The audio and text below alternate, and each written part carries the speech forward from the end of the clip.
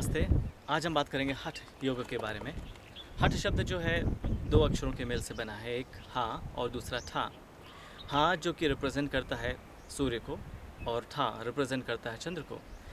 ये दोनों शब्द हमारे 2 तरह की ड्युअलिटी को भी रिप्रेजेंट करते हैं। एक हमारा शारीरिक एग्जिस्टेंस है, फिजिकल एग्जिस्टेंस है, और दूसरा हमारा मेंटल एग्जिस्टेंस है। हमारे अंदर 2 तरह के द्वंद्व होते हैं, एक तरफ मन होता है, एक तरफ शरीर होता है, और दोनों की अपनी अपनी डिमांड्स होती हैं लाइफ में, और दोनों का अपने अपना इन्फ्लुएंस होता है। तो हमारा इन दोनों द्वंद्व से परे जाने का एक साधन है जो हमको इससे परे ले जाता है, वो है हठ योग। हठ योग दोनों के बीच में, दोनों शक्तियों के बीच में, दोनों एनर्जीज़ के बीच में बैलेंस बैठाने का काम करता है।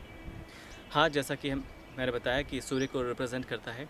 सूर्य की प्रॉपर्टीज़ होती हैं हीट, एनर्जी देना, और हमारे जो नासिका होती है, हमारा स्वर चलते हैं, उसमें भी हमारा राइट और लेफ़्ट 2 स्वर चलते हैं। एक तरफ दाहिने स्वर को हम कहते हैं सूर्य स्वर, और बाएं स्वर को हम कहते हैं चंद्र स्वर। जब हम प्राणायाम करते हैं तो हम दोनों स्वरों को एक तरह से हम मैनिपुलेट करते हैं, दोनों को हम कंट्रोल करते हैं। कंट्रोल्ड वे में हम ब्रीथ करते हैं, प्राणायाम करते हैं, और इस तरह से हम अपने डुअलिटी के बियॉन्ड जाते हैं।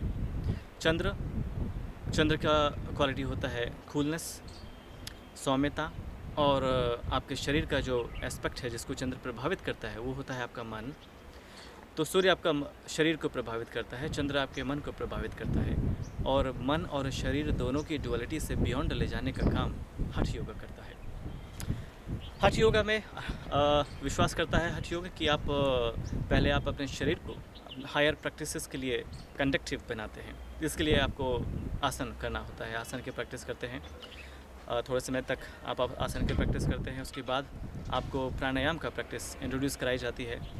तो पहले आप अपने शरीर को बैलेंस करते हैं, पहले आप अपने शरीर को कंडक्टिव बनाते हैं, ताकि आप लंबे समय तक ध्यान के लिए बैठ सकें।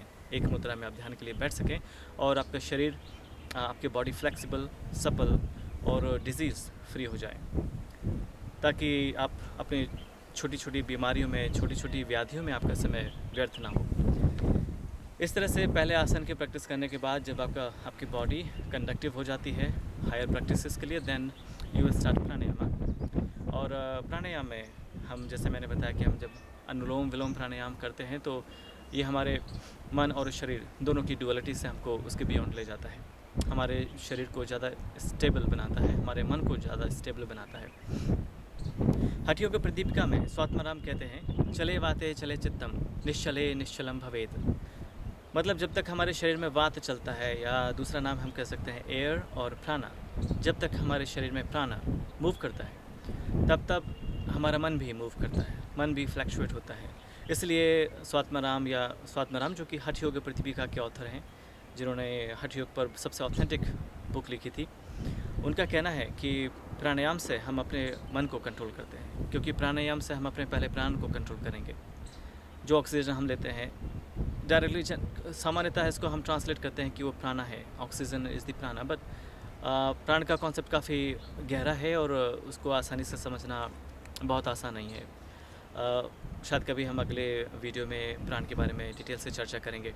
अभी ये समझना मेरे ख्याल से पर्याप्त होगा कि अगर हम अपने सांसों पर नियंत्रण रखें तो हम अपने मन को भी कंट्रोल कर सकते हैं। तो हठ योग में पहले हम आसन से शुरू करते हैं, अपनी बॉडी को फर्म बनाते हैं, मजबूत बनाते हैं, डिजीज़ फ्री बनाते हैं। उसके बाद हम अपनी सांसों पर कंट्रोल करते हैं।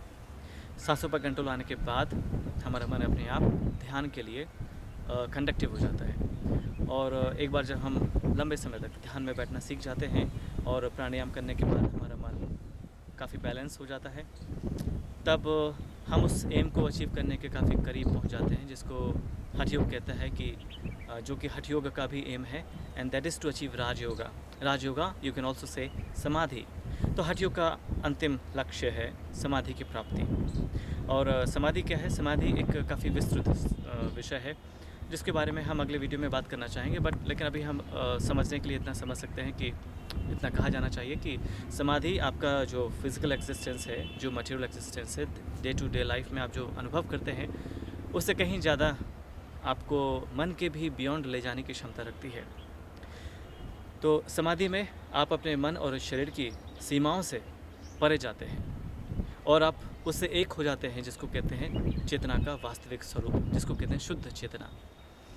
और जैसे कि निर्वाण षटकम में कहा गया है, चिदानंद रूपः शिवोहम शिवोहम, I am not this, I am not that, I am only the pure consciousness, I am Shiva. So you are that, तत्त्वमसि, सो अहम, अहम ब्रह्मास्मि।